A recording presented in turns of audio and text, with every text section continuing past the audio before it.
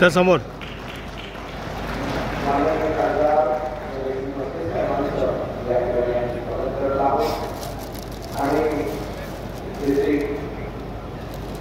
केळकर साहेब थोडं पुढे या.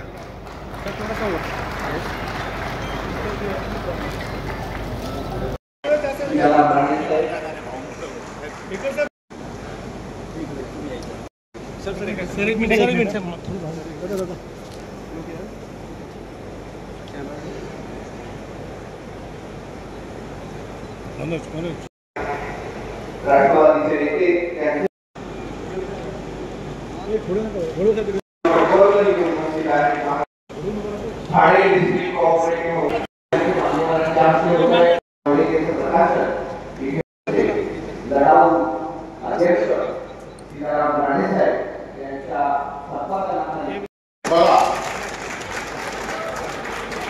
किती जिव्हाळ्याचा विषय आहे बघा. कारण या विषयावर आमचे लोक त्रस्त आहे. एक उदाहरण सांगतो तुम्हाला. आमच्या मीडियामध्ये, वर्तमानपत्रामध्ये, फेसबुकवर मी जेवढे आमचे विषय टाकले ना, माझ्या मुलाखतीमध्ये सांगितलं की पाळीव प्राण्यांचा मी विषय घेणार. ताबडतोब महानगरपालिकेच्या उपायुक्तांचं मला पत्र आलं, ताबडतोब 24 तासात, की पाळीव प्राण्यांविषयी तुम्हाला बोलायचं असेल, मार्गदर्शन करायचं असेल तर सुप्रीम कोर्टाने, हायकोर्टाने दिलेल्या निर्णयाचा विचार करा, अभ्यास करा आणि मगच आपलं मत व्यक्त करा. कितीतरी तुम्हाला असे व्हिडिओ दिसतील, क्लिप दिसतील की असंख्य माणसांना या कुत्र्यांनी, भटक्या कुत्र्यांनी किंवा पाळीव कुत्र्यांनी त्रास दिलेला आहे. मग यासाठी 2 वर्षापूर्वी महाराष्ट्र शासनाच्या विभागाने या पाळीव प्राण्यांची नियमावली बनवण्यासाठी मला पत्र ज्या उपायुक्तांनी दिलंय ना, तसे अधिकारी फक्त एकाच बाजूने विचार करणार. सचिव स्तरावरचे अधिकारी हे आपल्या बाजूने निर्णय घेतील असं वाटतं तुम्हाला? कधीच घेणार नाही, कधीच घेणार नाही. सुप्रीम कोर्टाचे निर्णय तुम्हाला अशाच वेळी दिसतात. मग मला एक सांगा, सुप्रीम कोर्टाने गेल्या काही महिन्यांपूर्वी निर्णय दिला, मी वर्तमानपत्रामध्ये वाचला. थकबाकीदाराचं पाण्याचा मीटर कट करा, त्याचं पाणी देणं बंद करा, ग्राउंड फ्लोअरला जाऊन त्याला पाणी भरू दे. हा या निर्णयाचा कायद्यात बदल का होत नाही, कायद्यात रूपांतर का होत नाही सांगा मला. आणि सुप्रीम कोर्टाचा निर्णय आला 3ऱ्या की 4थ्या दिवशी परिपत्रक काढलंय, प्राणी मित्रांची काळजी घ्या. प्राणी मित्रांची काळजी घेणं याबद्दल कोणाचंही दुमत असण्याचं काहीच कारण नाही. निसर्गाचं चक्र आहे, पूर्ण करण्यासाठी माजी खासदार माननीय प्रकाश परांजपे, राष्ट्रवादी अजित पवार गटाचे अध्यक्ष, ठाणे शहर अध्यक्ष माननीय प्रकाशजी आनंदजी परांजपे या ठिकाणी आलेत. आपण त्यांचं सर्वांनी टाळ्याच्या गजरात स्वागत करूया. अजिबात काही अडी नाही, मात्र त्याचा त्रास आमच्या सोसायटीतल्या सगळ्यांना होतोय. अगदी सभासदापासून पदाधिकाऱ्यापासून सगळ्यांना होतोय. का होतोय मला सांगा. एका लिफ्टमधून जाणारा माणूस आणि त्याच्याबरोबर असलेला कुत्रा, जर त्यावेळी का अतिप्रसंग घडला, कोण जबाबदार असेल हो त्याला मला सांगा. तो कुत्रा पाळणारा, सोसायटीचा अध्यक्ष, सोसायटीची कमिटी, की त्या लिफ्टमधून प्रवास करणारा? काहीच प्रोव्हिजन नाहीये. म्हणून आमची मागणी आहे साहेब, केळकर साहेब, की प्राणी पाळण्याविषयी, सोसायटीमध्ये प्राणी पाळण्याविषयी कुठली असो, त्याची नियमावली सोसायटीच्या ऍक्टमध्ये असायला हवी, उपविधीमध्ये असायला हवी. आणि सोसायटीने या प्राण्यांबद्दल किंवा जो प्राणी पाळणार आहे त्याने त्याची जबाबदारी, सोसायटीची जबाबदारी, प्राणी पाळण्याची जबाबदारी ही मेन्शन करायला हवी. आणि त्याप्रमाणे हा कायद्यात आपल्याला बदल करायला हवा. का, याचं कारण तुम्हाला सांगतो. माणसाची विष्ठा जाण्यासाठी सगळ्या प्रकारची यंत्रणा बनवली आहे. ड्रेनेज बनवलाय, WC सगळं केलं, बरोबर आहे ना. मग या प्राण्यांची विष्ठा तर माणसाच्या विष्ठेपेक्षा खतरनाक आहे. कारण माणूस अन्न खातो, प्राणी काय काय खातात त्याची नावं घ्यायची मला गरज नाही, ते सांगायला माझी गरज नाही. पण त्याच्यासाठी काही व्यवस्था नाही. आणि अशा एखाद्या विषयाबद्दल आपण तक्रार करायला गेलो तर पदाधिकाऱ्यावर आमच्या संचालकांनी कारवाई घेते. पोलीस मात्र आमच्या या अशी तक्रार करायला गेले ना आमचे पदाधिकारी, त्यांना गुन्हेगारच समजतात. बोला तुम्ही सुप्रीम कोर्टाचा निर्णय आहे, तुम्हाला काय नाही, डायरेक्ट हे कुठेतरी बंद व्हायला पाहिजे की नको? कशाला काय गरज आहे का गरज? तर हे बंद व्हायला पाहिजे. आणि याच्यामुळे साहेब किती प्राणी, आता तुम्हाला सांगतो आमच्या सोसायटीच्या फायद्यासाठी जशी पेटा आहे तशी नवी मुंबईला एक संस्था तयार झाली आहे आपल्या, त्यांच्या विरोधात काम करणारी, नाव माझ्या लक्षात नाही आता, तयार झाले. आपण सगळ्यांनी त्याविषयी आपलं मत घ्यायला पाहिजे, त्यांना मदत करायला पाहिजे. कारण हा प्राण्यांविषयी महानगरपालिका प्राणी पाळण्यात काही कंडिशन आहेत महानगरपालिकेच्या, त्याचं लायसन घ्यायला पाहिजे, त्याला रेबीचं इंजेक्शन दिलं पाहिजे. पण कोणी एक सुद्धा माणूस घेत नाही, परवानगी घेत नाही, लायसन घेत नाही. मात्र सोसायटीवाल्यांनी विचारलं की त्याच्यावर कारवाई करण्याची, हे कुठेतरी साहेब थांबलं पाहिजे. आम्ही साफ करायचे, बरोबर आहे. आमच्या डासाचा प्रतिबंध आम्ही करावा. मग महानगरपालिका काय करणार? फक्त टॅक्स घेणार, दंड लावून. महानगरपालिकेने दिवस मला माहित नाही, परिपत्र काढलंय की प्रत्येक सोसायटीमध्ये कीटकनाशक फवारणी सोसायटीच्या खर्चाने करावी आणि केल्याचं प्रमाणपत्र महानगरपालिका दाखल करावं. नाही केलं तर त्यांच्यावर गुन्हे दाखल करू. या विषयाला आमच्या हाऊसिंग सोसायटीचा 100% बरोबर आहे ना? उद्या मोर्चा काढायचा झाला महानगरपालिकेवर तर तयार आहात ना? लक्षात ठेवा. तर हा विषयच आहे. आणि आम्ही कोणी भरायची काही गरज नाही. महानगरपालिका काय कारवाई करते बघू, काय गुन्हे दाखल होईल, मी गुन्हे घ्यायला अंगावर तयार आहे. कोणी पैसे भरू नका. आयुक्तांविषयी मी बोललो, आयुक्तांना बोललोय त्यावेळी नुकताच त्या दिवशी सकाळी बातमी आली, तुम्ही वाचलं नव्हतं, मला व्हॉट्सअपवर कोणीतरी पाठवलं आणि नेमक्या त्याच दिवशी मी सौरभवर आयुक्तांना भेटायला गेलो. नाही त्यांनी भरायला पाहिजे. म्हटलं ठीक आहे, मी काहीच बोललो नाही, ठीक आहे भरूया. पण कोणीही भरायचं नाही. वर्तमानपत्रामध्ये याची हेडलाईन करा, माध्यम इथे कोण असतील त्यांनी हेडलाईन करा, हा फवारणीचा खर्च सोसायटीने करायचा नाही, काय गुन्हा दाखल होईल तो होऊ द्या.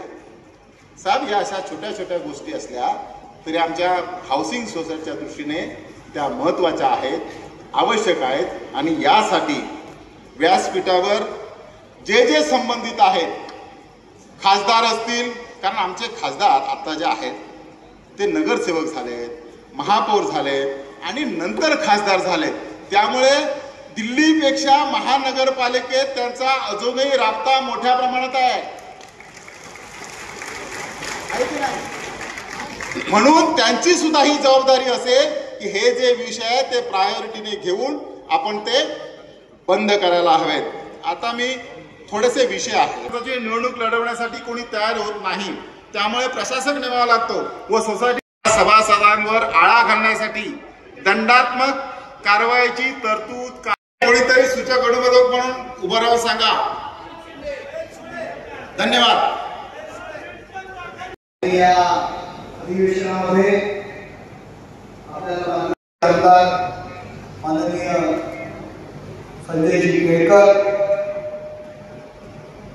आमचे मित्र यांनी त्यांच्या व्यथा, त्यांच्या अडचणी, गृहनिर्माण संस्थेचे जे काही पदाधिकारी आलेले आहेत त्यांच्या अडचणी आणि त्याच्यावरती काढलेला मार्ग, काय करायला पाहिजे या संदर्भात आपल्याला मार्गदर्शन केलं.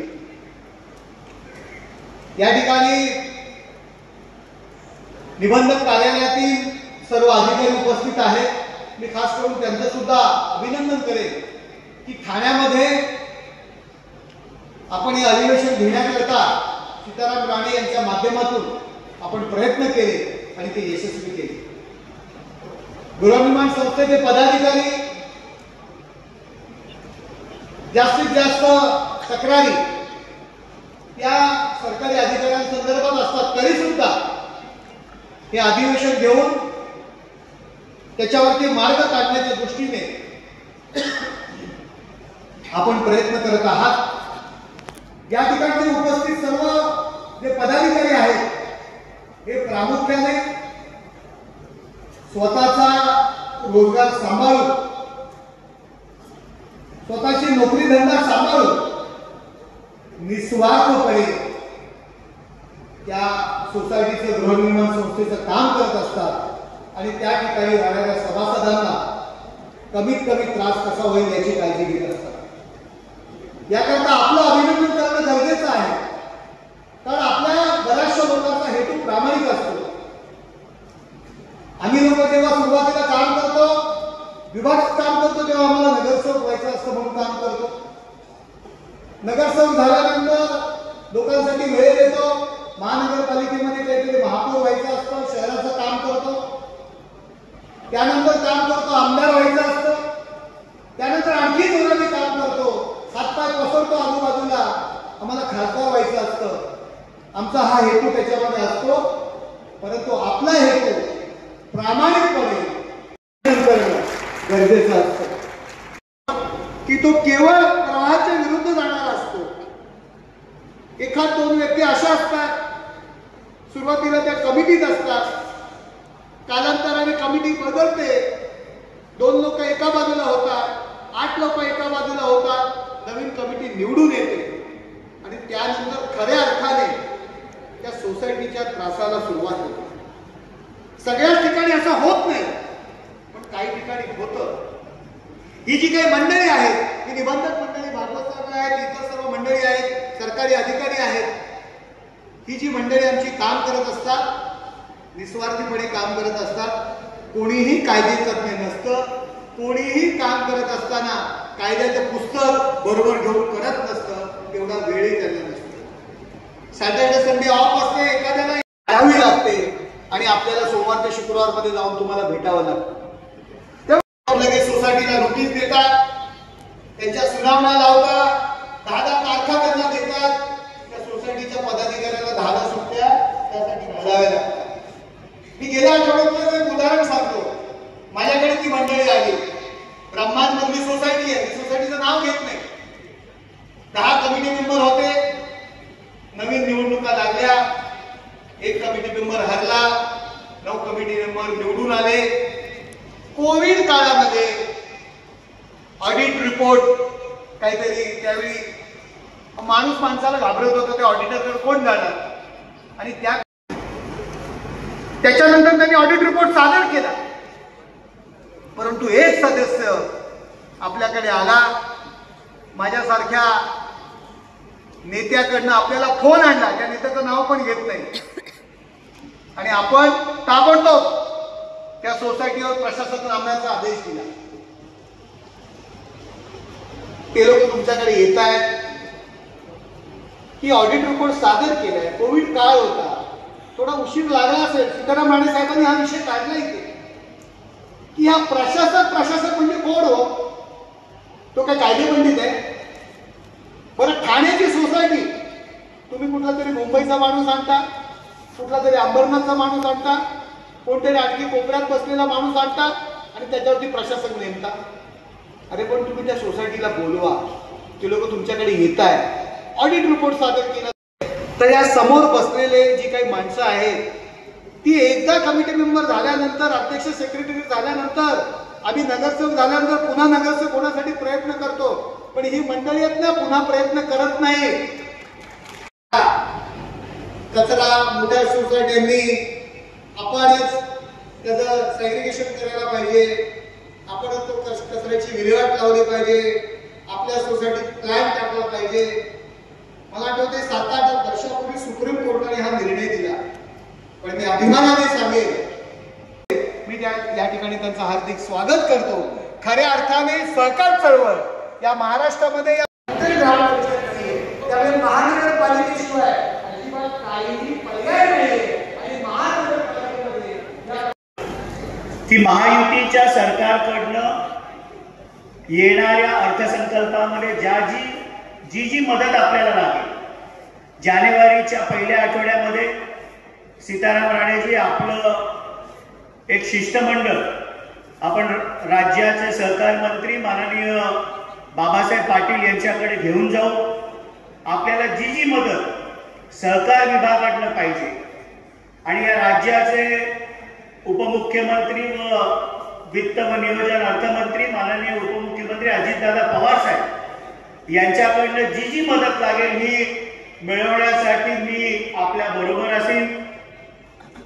गृहनिर्माणाचा विषय हा ठाणे शहरामध्ये, कारण आपलं शहर हे संपूर्ण अर्बन आहे आणि मी तर नेहमी सांगतो की कॉपरेटिव्ह हाऊसिंग सोसायटी मंत्री माननीय देवेंद्रजी फडणवीस साहेब यांच्या नेतृत्वाखाली, उपमुख्यमंत्री माननीय एकनाथरावजी शिंदे साहेब, उपमुख्यमंत्री माननीय अजितदादा पवार साहेब गृह संकुलांना भेडसावणारे सर्व प्रश्न कधी संपतंय तुमच्या जे मनात आहे ते मला माहिती आहे आणि अशा वेळेला मी बॅटिंग करायला उभा आहे. दरेकरजी पण आलेले आहेत, पण तुमच्या वतीने सीताराम राणेंनी एवढं बोचकं माझ्या डोक्यावर टाकलेलं आहे. त्यांचं या आधी भाषण झालं आणि निरनिराळे विषय जे आहेत ते त्या ठिकाणी तुमचे आमचे विषय हे या ठिकाणी त्यांनी मांडले. या निमित्ताने मी आपल्याला निश्चितपणे एवढं सांगेन की तुमच्यासाठी लढणारा मी आमदार आहे, तुमच्यासाठी लढणारा मी कार्यकर्ता. मग विधिमंडळातलं अधिवेशन असो, शासन कोणाचंही असो, सहकार क्षेत्रामधले आणि सहकार विभागाचे अधिकारी कोणीही असो, तुमच्या हिताकरता, तुमच्या सुरक्षेकरता, तुमच्या सुविधेकरता पुढच्या काळामध्ये देखील जीवाचं रान करण्याचं काम निश्चितपणे मी करणार आहे. याच्याबद्दल तुमच्या मनामध्ये कुठलीही शंका असणार. मला आनंद वाटतोय, काल ज्या वेळेला मी या ठिकाणी या स्टॉलचं उद्घाटन केलं, अतिशय उपयुक्त अशा प्रकारचे म्हणजे अगदी रेन वॉटर हार्वेस्टिंग पासून ते सोलर एनर्जी पर्यंत खूप चांगले चांगले उपक्रम राबवणारे असे हे स्टॉल आहे. हे अत्यंत उपयुक्त अशा प्रकारचे हे स्टॉल. आज मी सीताराम राणेंचं आणि त्यांच्या संबंध हाऊसिंग फेडरेशनच्या संचालकांचं तसंच मांडे साहेब आणि त्यांच्या सहकाऱ्यांचं मी मनापासून अभिनंदन करेन की हे महाअधिवेशन जे आहे ते खूप यशस्वी झालेलं आहे. त्याच्याकरता आपण जी मेहनत घेतली आहे त्याच्याबद्दल हा कुठला काही उत्सव नाहीये, हा महाअधिवेशन म्हणजे कुठलं काही सिलेब्रेशन नाहीये. हे महाअधिवेशन जे आहे ते एक प्रकारचं वर्कशॉप आहे. आपल्याला दिशादर्शन देणारं या ठिकाणी मार्गदर्शनाचं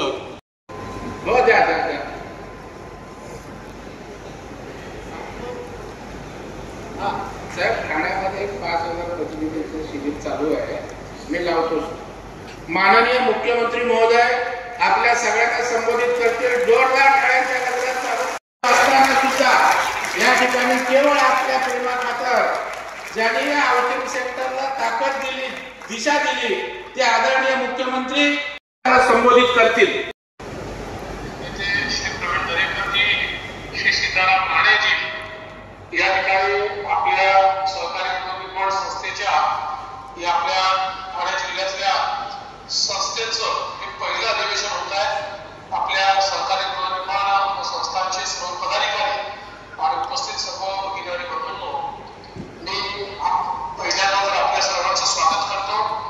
आणि या कार्यक्रमाला मला येण्याची इच्छा होती, परंतु आपल्याला कल्पना आहे की देशाचे माजी पंतप्रधान श्री मनमोहन सिंगजी यांचं निधन झाल्यामुळे आज मी त्या ठिकाणी येऊ शकलेलो नाही. मात्र आपण सगळ्या लोकांनी मिळून त्या ठिकाणी जे काही अडीअडचणी मांडलेल्या आहेत, जे काही आपण सर्व लोक निर्णय घेणार आहात, ते निर्णय आणि त्या अडीअडचणी सोडवण्याकरता मी माझ्याकडे एक निश्चितपणे बैठक बोलवेन आणि आपल्या सर्व सहकारी गृहनिर्माण संस्थांच्या अडचणी आपण सोडवून मागच्या काळामध्ये आपण मुंबईमध्ये एक अधिवेशन घेतलं होतं आणि ते अधिवेशन घेतल्यानंतर सहकारी गृहनिर्माण संस्थांकडे घेतले होते. त्यामुळं मोठ्या प्रमाणात संस्थांना त्याचा फायदा झाला होता.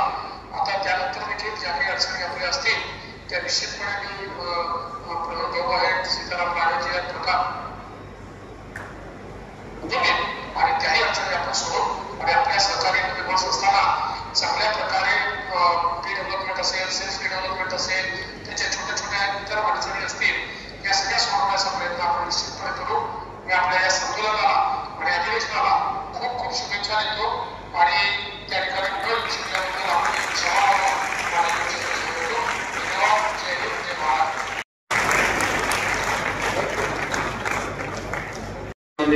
दरेकर, पुण्यावरून आवर्जून उपस्थित असलेले राज्य हाऊसिंग फेडरेशनचे अध्यक्ष सुहास पटवर्धन, विकास पाटील, व्यासपीठावरील सर्व सन्माननीय मान्यवर, हाऊसिंग सेक्टर मधील सर्व पदाधिकारी आणि मोठ्या संख्येनं या अधिवेशनामध्ये सहभागी होण्यासाठी उपस्थित असलेल्या ठाण्यातील गृहनिर्माण क्षेत्रातील प्रतिनिधी बंधू आणि भगिनींनो, सर्वप्रथम मी आपल्या सगळ्यांच्या वतीनं राज्याच्या मुख्यमंत्र्यांचं मनापासून या ठिकाणी आभार व्यक्त करतो की सह्याद्रीवर बैठक सुरू असताना आपल्या गृहनिर्माण संस्थांचं महत्व, त्यांच्या अडचणी या ठिकाणी समजून घेऊन आपल्या पाठीशी उभं राहण्याचं आश्वस्त करण्याचं काम त्याने व्हिडिओ स्पीचच्या माध्यमातून केलं. त्याबद्दल परिषदेच्या वतीनं मी त्यांना लाख लाख धन्यवाद या ठिकाणी देतो. खरं म्हणजे मुख्यमंत्री या ठिकाणी येणार होते, परंतु आपल्या सगळ्यांना कल्पना आहे की या देशाचे माजी अर्थमंत्री, माजी पंतप्रधान सन्माननीय मनमोहन सिंग यांचं दुःखद निधन झालं आणि त्याच्यामुळे राष्ट्रीय दुखावटा असल्या कारणाने या ठिकाणी इच्छा असून सुद्धा माननीय मुख्यमंत्री महोदय या ठिकाणी उपस्थित राहू शकले नाही. तरी पण या ठिकाणी मी मुख्यमंत्र्यांच्या वतीनं राणेसाहेब सगळ्यांना आश्वस्त करतो की येणाऱ्या 10-15 दिवसामध्ये हाऊसिंगच्या विषयावर एक चांगली बैठक आपण मुख्यमंत्र्यांच्या अध्यक्षतेखाली निश्चितच मंत्रालयात लावू आणि जे जे विषय शासनाशी संबंधित आहेत ते विषय मार्गी लावण्याचा प्रामाणिक प्रयत्न करू. सर्वप्रथम देशाचे अर्थमंत्री, राहिलेले देशाचे माजी पंतप्रधान सन्माननीय मनमोहन सिंग यांना मी भावपूर्ण या ठिकाणी आदरांजली अर्पित करतो. कारण मनमोहन सिंगांचं एक वेगळ्या प्रकारचं योगदान या देशाच्या अर्थनीतीमध्ये आहे आणि म्हणून पक्षापलीकडे जाऊन आज देशभर त्या ठिकाणी त्यांच्या निधनानं त्या ठिकाणी हळहळ व्यक्त केली जाते की मंदीच्या काळात सुद्धा देशाची अर्थव्यवस्था नीट ठेवण्याचं काम आदरणीय मनमोहन सिंगांनी केलं होतं. आज या ठिकाणी अधिवेशन होतं. राणेसाहेबांनी मुंबईचं अधिवेशन पाहिलं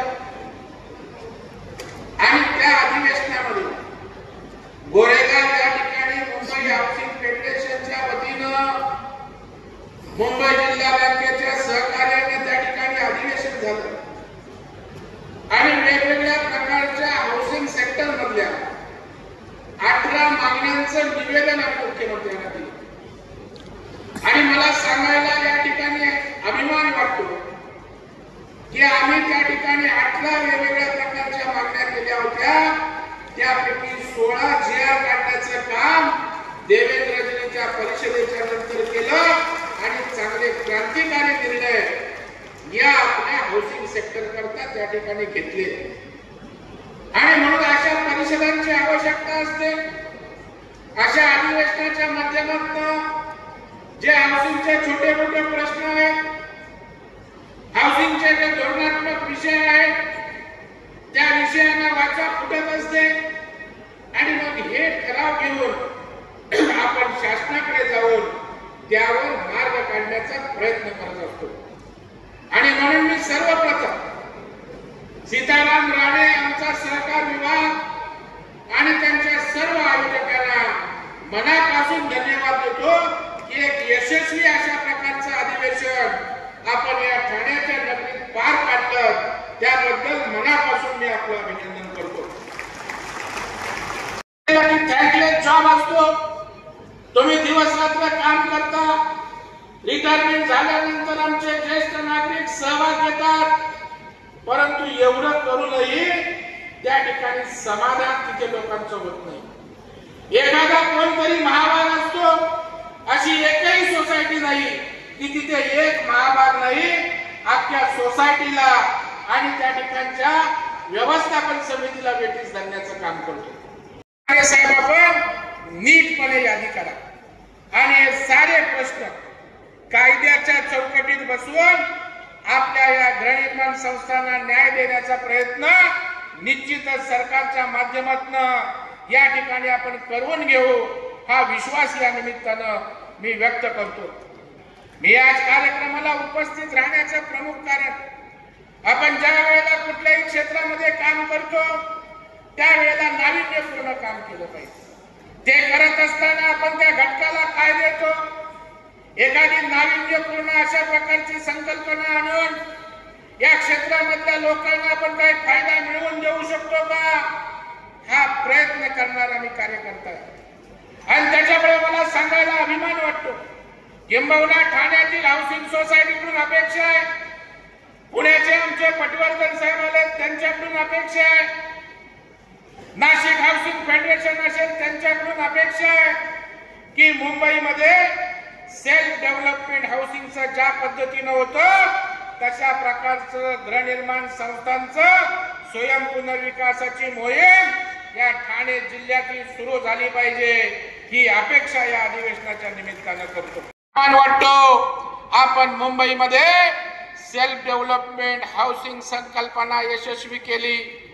मुंबई बँकेकडे आमच्याकडे 1600 प्रस्ताव कर्जासाठी गृहनिर्माण संस्थांचे आले। आम्ही 36 संस्थांना त्या ठिकाणी कर्ज पुरवठा केला, स्वतःच्या इमारती त्या ठिकाणी उभे केल्या। 12 सोसायटीतली लोक आज त्या ठिकाणी राहायला गेली। बांधवानं बिल्डरकडे जाऊन काय करावं लागतं, बिल्डर कुठेतरी एअर कंडिशन ऑफिस मध्ये बसलेला असतो, आतमध्ये त्या ठिकाणी चहा नाश्ता मौज मजा सुरू असते। आम्ही त्या ठिकाणी चेअरमन सेक्रेटरी बाहेर ऑफिसच्या स्टूलावर किंवा बाकड्यावर बसलेलो असतो। सोसायटी आमची, मालक आम्ही, जागा आमची, परंतु आम्ही त्या ठिकाणी आमचा स्वाभिमान घाण ठेवून बिल्डरच्या दरवाजा बाहेर उभा असतो। आपण अनेक लोकांना सवलती देतो, आपण शेतकऱ्यांना सवलत देतो, ज्यांच्यासाठी करायचं आहे त्यांचा सहभाग नसेल तर त्या आयोजनाला अर्थ राहत नाही, त्यातनं काही फलनिष्पत्ती होत नाही। परंतु आपण मोठ्या संख्येनं उपस्थित राहिला आणि हे महाअधिवेशन यशस्वी केलं, त्याबद्दल मी मनापासून आपल्याविषयी कृतज्ञता व्यक्त करतो, आपले आभार मानतो। आणि रायदे साहेब, आपण पहिल्यांदाच मोठं धाडस केलं, मोठी परिषद या ठिकाणी घेतली आणि 100% परिषद यशस्वी केली, त्याबद्दल तुमच्या फेडरेशनचं, आमच्या ठाण्याचे जिल्हा उपनिबंधक मांडे असतील, त्या ठिकाणी जॉईंट रजिस्ट्रार भालेराव असतील आणि या सगळ्या टीमचं मी मनापासून या ठिकाणी अभिनंदन करतो, कौतुक करतो आणि आपल्याला खूप खूप शुभेच्छा देतो। मला या ठिकाणी बोलावलं, सन्मानित केलं आणि मार्गदर्शन करण्याची संधी दिली, त्याबद्दल खूप खूप धन्यवाद।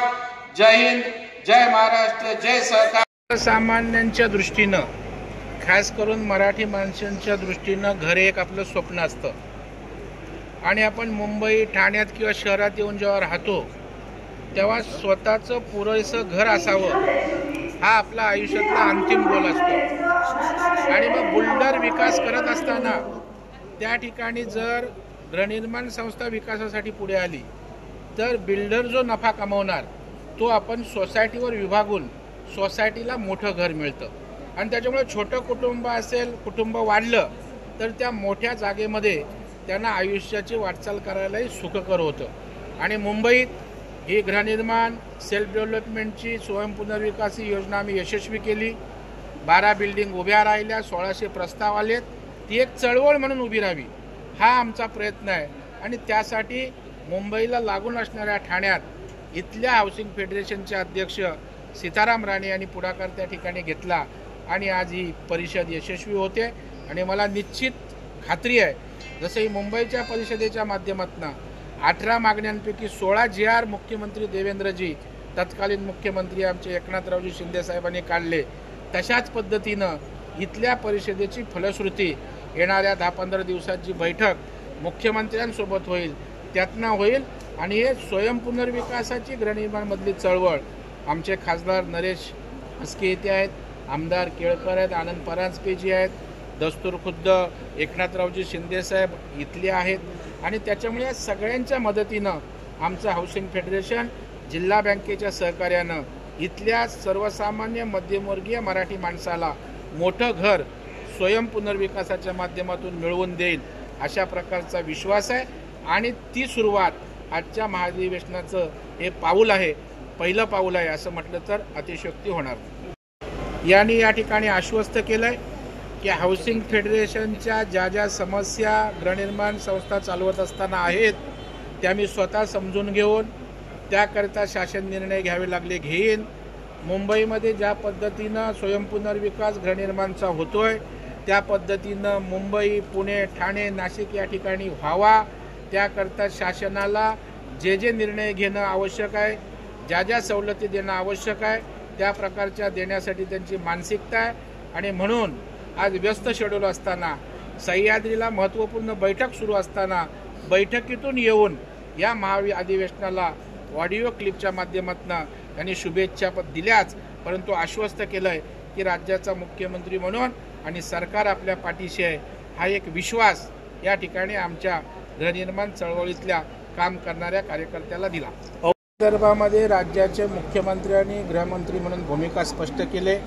कोणालाही पाठीशी घातलं जाणार नाही, कोणी कोणाचा लागेबांधे कोणाशी असू दे कठोर कारवाई करू आणि त्या ठिकाणी कोणाची दादागिरी खपवून घेणार नाही हे स्पष्टपणे सांगितलेलं आहे. माझे हात जोडून विनंती की या प्रकरणाचा जो राजकीय रंग देऊन वातावरण कलुषित करण्याचा आणि अशांतता माजवण्याचा प्रयत्न करतायत तो होऊ नये.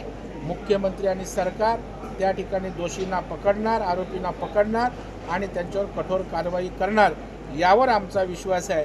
परंतु या सर्व गोष्टीच्या आडून राजकारण होता कामा नये, ते महाराष्ट्राच्या हिताचं नाही. म्हणालो की राजकारणासाठी या विषयाचा वापर करू नये. आरोपी आहेत त्यांना सजा झाली पाहिजे तर झालीच पाहिजे, फाशी दिली पाहिजे तर दिलीच पाहिजे, त्याविषयी आमच्याही सरकारी पक्षातल्या कोणाचं दुमत नाही. परंतु या प्रसंगाचा आधार घेऊन आपापले राजकीय त्या ठिकाणी कोणी भूमिका घेऊ नये. त्या ठिकाणी जे योग्य असेल कारवाई करण्यासारखं किंवा सरकार म्हणून भूमिका घेण्याचं ते मुख्यमंत्री आणि सरकार त्या संदर्भात भूमिका घेईल. अशा प्रकारच्या ज्या प्रवृत्त्या वाढत आहेत त्यांना मुळासकट ठेचून काढण्याची आवश्यकता आहे. परंतु पोलिसांसोबत या ठिकाणी आपल्याला काउन्सिलिंग करण्याची आवश्यकता आहे, कारण रोज रोज अशा घटना विकृत मानसिकतेना घडत आहेत. त्याच्यामुळे तीही मोहीम एका बाजूला समुपदेशनाची करावी लागणार आहे, कायदा आणखी आहे त्याचा कडक वापर करावा लागणार आहे. मला वाटतं प्रश्न केवळ सरकारचा नाही, विरोधी पक्ष, समाजातील चांगली लोक आणि सरकार असं सगळ्यांनी मिळून या विषयाचा त्या ठिकाणी उच्चाटन केलं पाहिजे. सगळ्यांची सामुदायिक जबाबदारी आहे, कोणी अशा गोष्टीचं समर्थन करणार नाही. या सगळ्या प्रवृत्तींना मुळासकट ठेचण्याची आवश्यकता आहे, तीच आमची भूमिका आहे. तपासणं ह्या पोलीस त्या ठिकाणी करेल. आता त्यांनी ऑडिओ क्लिप दाखवली त्या आधारे लगेच बोलणं ते सत्य आहे त्यावर कारवाई करा असं बोलणं घाईचं होईल. पोलीस तपासतील, योग्य ती कारवाई करतील.